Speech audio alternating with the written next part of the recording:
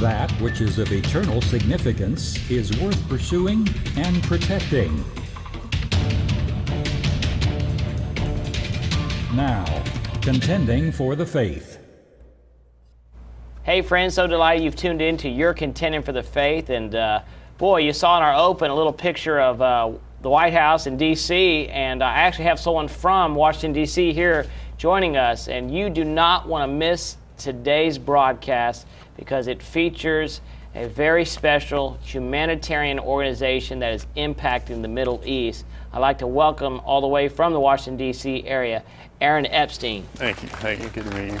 Well, it's an honor to have you join us from our studios in Fort Myers, Florida. And I would like for you to tell, before we get into your organization, tell us the name of your organization and then a little bit about your background and why you launched it, because you're the founder and president. Sure. So our organization, the short acronym, as you can see, is GSMSG, which stands for the Global Surgical and Medical Support Group. So briefly about myself, I used to work in the national security field, focused on the Middle East. After undergrad in Rice in Houston, Texas, I went to go work for a defense company. Got a graduate degree in intelligence from Georgetown's School of Foreign Service in Washington, D.C. I continued to focus on that area for a while until the Arab Spring really kicked off, and I just saw the mayhem occurring in the Middle East, and was really moved by that and the need for humanitarian help. I mean, plenty of people can kill other people, but not many people can heal others. So that's where I switched into medicine and am now at Georgetown's School of Medicine. So that was kind of the transition to medicine, and with that, I was able to kind of utilize my old network in the national security field with the new network in medicine and formed this organization that is a unique hybrid of medical capacities and security capacities. So it allows us to kind of insert ourselves into conflict zones around the world. So that's kind of how this came together, and again, that was a real brief snapshot of my background, but hopefully indicated kind of how we got to this point. Yeah, pretty amazing. And again, they can find out obviously more information on your website, gsmsg.org, Global Surgical Medical Support Group. Again, that's Global Surgical Medical Support Group. And what is it about your organization that makes it unique? So our organization was centered around the fact that there's a need for high-end, high-quality medicine in these conflict zones. There are dozens of organizations who provide some level of medical support in any region around the world, but none that provide a consistently high level of quality. So our group routinely brings U.S. board-certified level surgeons, doctors, physicians, in addition to the medic level. And that's also what makes us unique, is that we're the only surgical and humanitarian medical group that specifically recruits veterans in conflict zones like this. So you're all of you are a volunteer-based group, but you literally recruit veterans to go out and help in northern Iraq. Tell us some of the areas where you go. Yeah, so right now we focus on northern Iraq just because that's kind of where the biggest need, the biggest crush from this pure evil of ISIS, where is the persecution of the populations, and there was the real need for just the best medical quality in that area. So we focus on that area.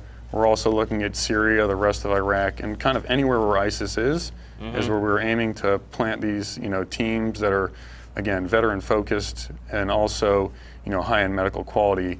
So that's what we aim for. That's quite amazing. As you as far as your organization, how long have you been around?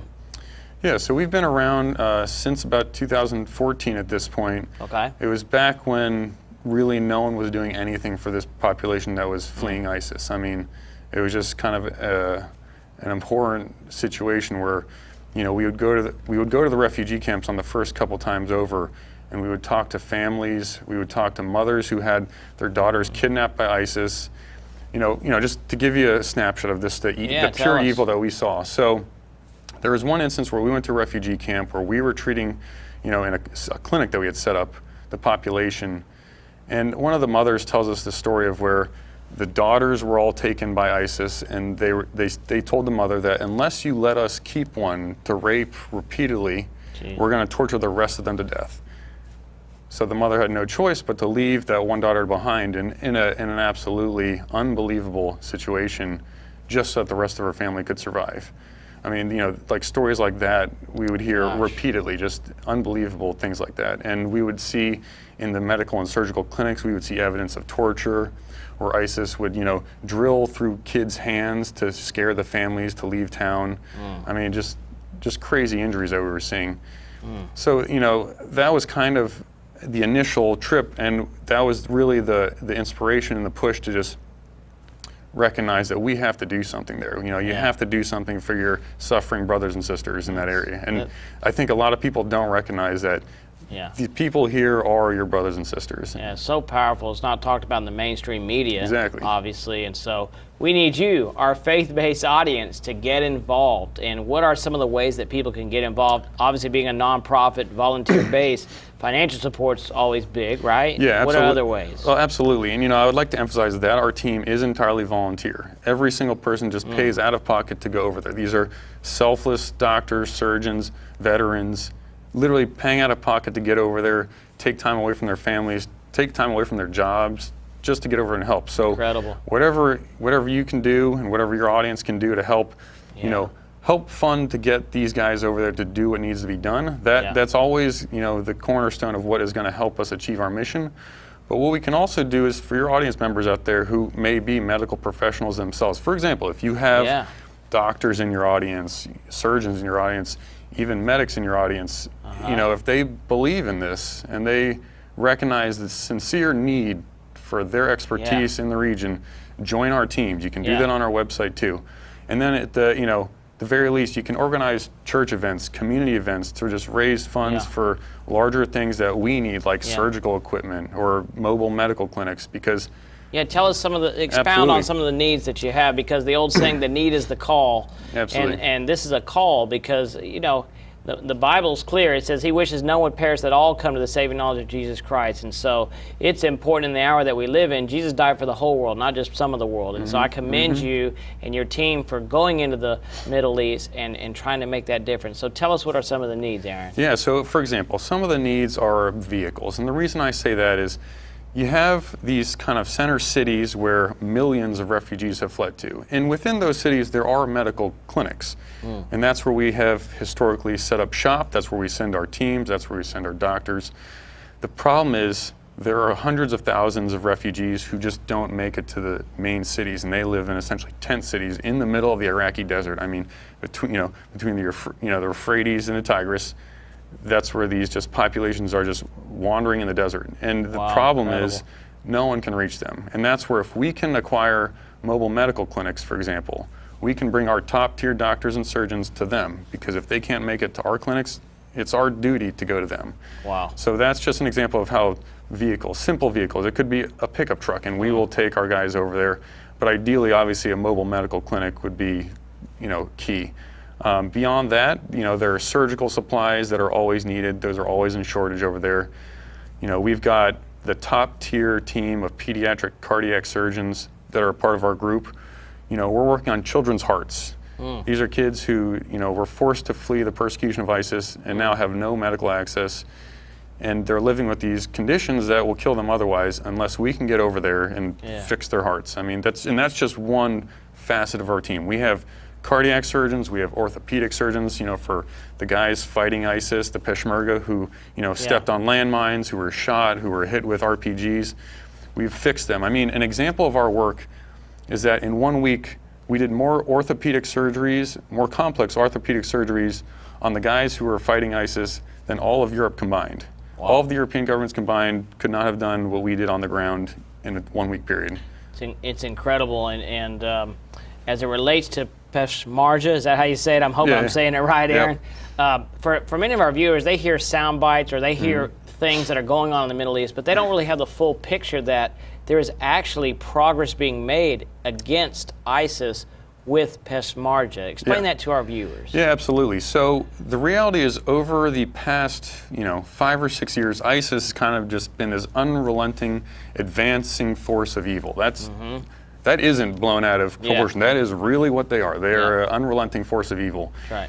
And the only organization in the Middle East that has held the line against them is the Peshmerga, which is the Kurdish, fighting forces. Say that one more time for our viewers. The only organization. Yes, the only organization that has held the line against ISIS has been the Peshmerga. And I can verify that. My pastor is a former radical Muslim from Iran, Reza Safa. Many of them know him on the Christian television network or on other faith-based networks.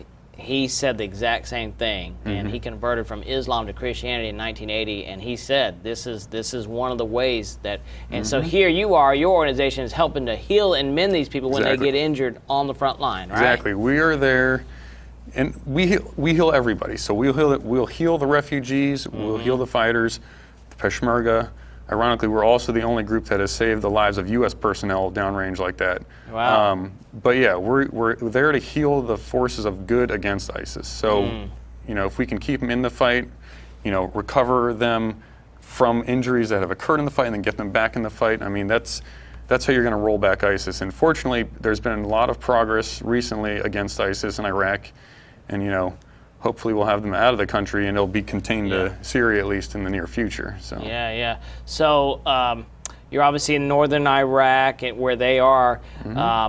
Because of the expansion of ISIS, do you see a need? I know you kind of mentioned Syria, that you may have to advance into other strategic places? Yeah, absolutely. I mean, our goal is to go to the front lines. That's what our organization does.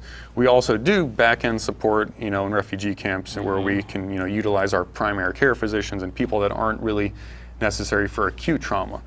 But if the need is there, we will send our teams. And an example of that end of our specialization is we have teams of trauma surgeons, and these are the best trauma surgeons in the country. So, for example, some of our trauma surgeons come from Miami Ryder Trauma Center, which is where the Army has their trauma training center. So our surgeons are the ones training the U.S. Army surgeons, if you want an idea of just the level of quality we can put in the field. So yes, there is a need out there, and we are actively looking to expand operations into Syria, southern Iraq, other regions where ISIS has a presence. Wow. Again, friend, we're talking to Aaron Epstein. He's got his information there on the screen. Go to the website. Again, tell us the full acronym title of your organization. So the full name is the Global Surgical and Medical Support Group. We try to specify that we do global work, surgical work, medical work, and we're just there to help as a support group. Wow. And the acronym is GSMSG.org. Yeah, right there on the screen. And wow, you are literally on the front lines. And because you're on the front lines, you obviously have a pulse on, if you will, in some sense, foreign policy. Has that been able, with this platform of what you know and what you've learned, have you had an opportunity to talk to congressional folks about your organization and maybe they could get involved at all? Absolutely. Actually, this is very ironic and fortuitous as we've been talking there. Just circumstances come together for this organization. But last week we actually talked to almost every member on the Senate Armed Services Committee, and they were 100% behind this. So we are looking to pass legislation, if possible, to fund our operations, because essentially it provides, downrange support at a level of quality that just can't be matched by any other organization. But no matter what, we don't want to depend on a government grant. It takes a lot of money to do what you do. Exactly. And to bring these, supplies in. So again, stand up and be counted. This is called contending for the faith. It's us that need to contend. And one of the things I appreciate about your organization, whether you're of faith or not, and you want to be part of this team to go and help, somebody that's in need. That's what it's about, right? Yeah, at the end of the day, part of what drew us again to the Kurdish territory is that they are a pluralistic society. They're open to all faiths. One of our key initial contacts was Bishop Warda of Iraq, where he took in millions of Christian refugees. Again, he was one of our initial points of contact just operating in the area. But what we've realized is that the Kurds are open to all people of all faiths. And that's kind of unique in this region, where they routinely slaughter each other over minor differences in the same faith that they may have. You got the Sunni and the Shia going after each other all the time. Yeah. Again, so anybody of any faith can help our mission, can help the people. Like I said, I think the inspiration here is that you are fighting the fight against the most pure evil force in a generation. So I think your audience, should feel motivated to some degree to support that. And I agree with what you said too. We shouldn't rely on a government to fund anything, period. I mean, who knows that even if they appreciate the fact they're looking at it, though. Yeah, they understand exactly. They understand the need for this. Yeah, but as we all know, they probably move at a snail's pace. So again, absolutely, if your audience can mobilize, let's mobilize them before we have to rely on some government to do that. Yeah, I concur completely. Again, you're a 501c3 nonprofit, so all gifts are tax deductible, correct? Yep. And going back to your national security days, I mean, what was it like? I mean, and I don't know what you're at liberty to share as far as that's concerned, but what was it like? And then to all of a sudden you go overseas and you see this. Yeah, I mean, I think a lot of the people in the national security field have good intentions to just, advance the U.S. objectives and the goals of good around the world, and do it through, the force of the sword, as a lot of guys I used to work with would call it, or it's work through the pointy end of the spear. But what I realized is there are other ways to help, populations and help shape the world around us. We don't always need to be necessarily breaking things to get the people to love us. And what I've realized is that through helping people, for example, let's say you're someone in the Middle East and we heal your mother or your father or your brother, your sister. That's where you get the hearts and minds. That's kind of what that theory of winning hearts and minds is always about. And it just wasn't something that the military or the national security apparatus is designed to do in the first place. That isn't their mission. That's not what they're to do. Hearts and Minds is really groups like ours where we can come in and heal people. So, I think there was a revelation somewhere in there where I recognized there's a need to heal, and if we can do that, then we should. So, do you find you've obviously got doctors who are physical medical doctors, but from a mental standpoint, do you have psychiatrists, counselors that you have access to? Yeah, absolutely, and there's a need for that. We did bring like neuropsychiatrists on previous trips and psychiatrists, because if you think about it, like I described before, you have kids who were raped and tortured by ISIS. If you think PTSD is an issue with our brave warfighters in the military, can you imagine what it is for these little kids to be tortured for years? And now they may have survived that, and God bless them that they did.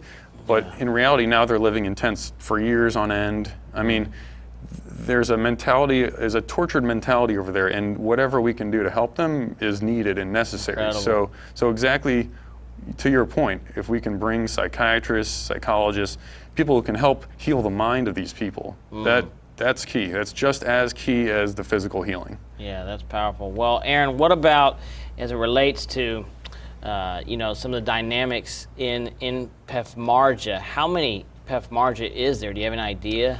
Yeah, I mean, there's hundreds of thousands of them, because it's a volunteer force.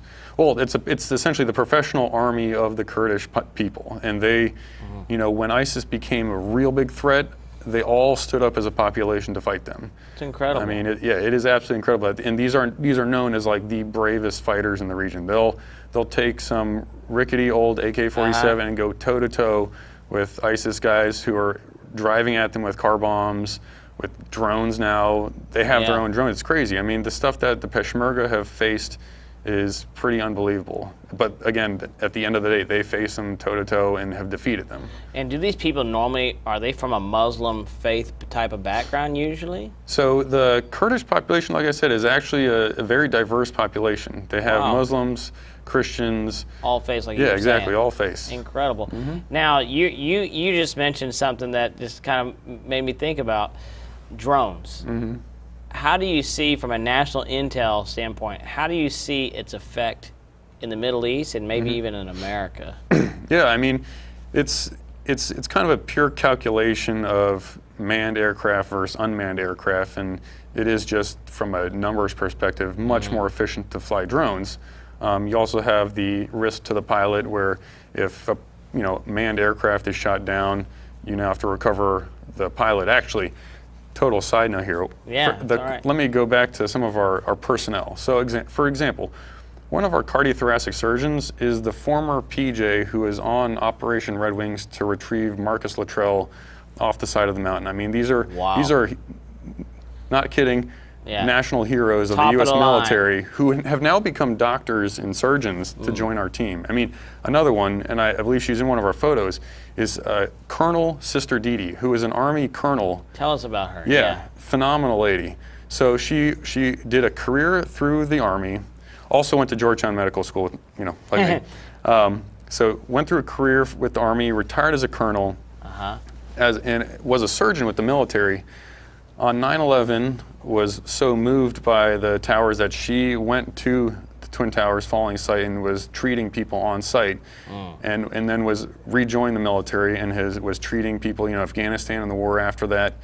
And now she is a sister up in Washington, D.C., where I am, and she runs a free surgery clinic, for just people who can't pay for, surgeries up in that area. So, I mean, again, not to totally sidetrack our conversation, but this is all relevant, absolutely. But these are the types of selfless veterans, medical professionals who make up our organization and need your support because, again, we're taking times away from family, from their jobs to get over there. And you're all volunteers. Again, all volunteers. So the support goes towards the equipment and impacting the lives in the Middle East. Exactly. And again, friend, would you stand up and be counted? And there's a donate button online. You can give safe and securely. Promise you, because he comes from that national security, he made sure it was safe and secure. All right, but no, that's the truth. Yep. And your organization is special. It's unique, and I just commend you for answering the call.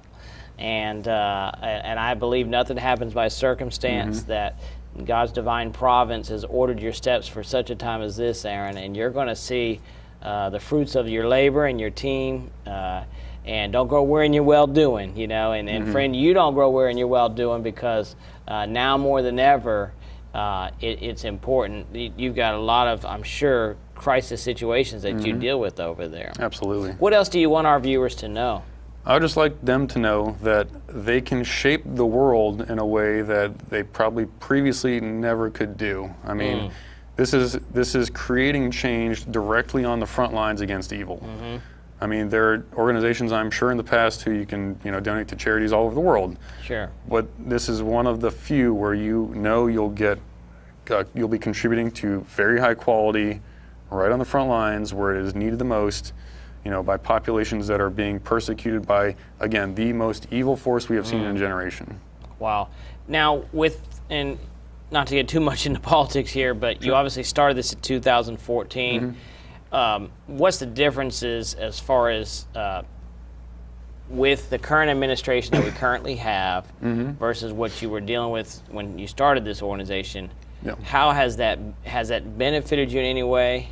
Yeah, so I think everyone in the military is fully aware that under the current administration, they're free to do as they need, and I think that was a huge, confounding factor with the previous administration where they just felt, their hands were tied, even when our own personnel were put in risk or in jeopardy, and unfortunately lives were lost because of the need to be politically correct. I mean, like Benghazi. Exactly, and stuff like that. There were famous incidents in the Afghan valleys where Marines were pinned under fire, and because they were being commanded not to return fire from where they were taking fire, which was in a village, because people were worried about there's potential political fallout if we bomb a village, stuff like that cost dozens of lives. I mean, then you end up having to treat a lot of the injured, right? Exactly. And so that's, goes back to where we have an administration now who recognizes that the military knows what they're doing. They can dictate their own needs on the ground, and they don't need to be told by some political power that we don't want to look bad, in our talks with, Europeans or something. So there is a definite difference. That's great, and I'm sure that revitalizes those folks that are overseas and again with your organization. Well, we've got a few more minutes, and I know that obviously you'd mentioned some of the different ways that people can get involved. Is there anything else that you can think about that maybe you've seen out there, you've observed being over there that maybe viewers at home don't realize happens because maybe media doesn't talk about it, or maybe it's just a soundbite? Yeah, I mean, there's in terms of what is needed, like I said, there's plenty of unfortunate negative things like people being tortured, You know, people, just the most inhumane things being done to people. And again, you know, I think just because of the way the U.S. media is set up, they just don't want to show that, just because it may not be good If for it doesn't viewers. affect me, hey, I don't do nothing about it. Exactly, and you know, and it happens throughout the region, and that it's just unfortunate that it may not be what the media wants to put out. So again, you know, I think it's very undertold, you know, what's going on over there. And you know, our organization is a humanitarian, medical, and surgical group. We aren't exactly a media outlet, so we can't be broadcasting all the time just the madness that we're seeing. But you know, we just want you and your audience to know that it happens. The craziness happens, the madness happens, and whatever they can do to help will change the reality of on the ground over there. That's right. That you can do something about it. And another thing you can do is, I'm sure this will probably be somewhere on your digital media platforms or your Facebook. It said, take this interview and share it and let others hear and see the vision. And they've seen some pictures that our producer Rick has shown for our viewers. I just think that everybody can do something. You know, that's the truth. You know, whether it's $1 or $5, this thing is not about money. This is about rescuing lives. That's why we do Christian television, to help lives, to encounter you know, spiritual growth in their life through Jesus. You know, and so here you are. You know, you're trying to meet the practical needs of people, and I think, you know, I commend your heart to want to help, to even branch out of your, you know, probably a good job with national security, and then decide to say, you know what, I'm going to go towards the medical field because I got to do something about what I just saw. And I don't know many people who would take that sacrifice, if you will, but I want to say thank you for answering that call, and to your team, you know, for doing that. Yeah, it really is the team. Again, you know, at the end of the day, I'm just a shepherd of our team. The guys on our team, these are top-tier surgeons, physicians. I'm just the one getting them out there. So again, just shepherd them in the right direction, and that's kind of what we do. So yeah, it's like me. Everybody sees me in the front, but I certainly can't do what I do without the team. Exactly. And we have an old saying around here that teamwork makes the dream work. I think a coach said that, and we've always believed that. And you know, so we need you to be part of that team. Join us, stand up and be counted, and say, hey, we want to help the GSMSG. That's the Global Surgical Medical Support Group. Based in Washington, D.C. Stand up and be counted, and contend for these people that need it more than anything else out on the front line. So again, thank you, Aaron, for your time, man. Thank you, friend, for making a difference, for investing to see lives healed and restored. Isn't that what it's all about? Seeing a life transform. And that's what all has happened to each one of us. Thank you for contending for the faith. We'll see you same time, same place on your Christian television network.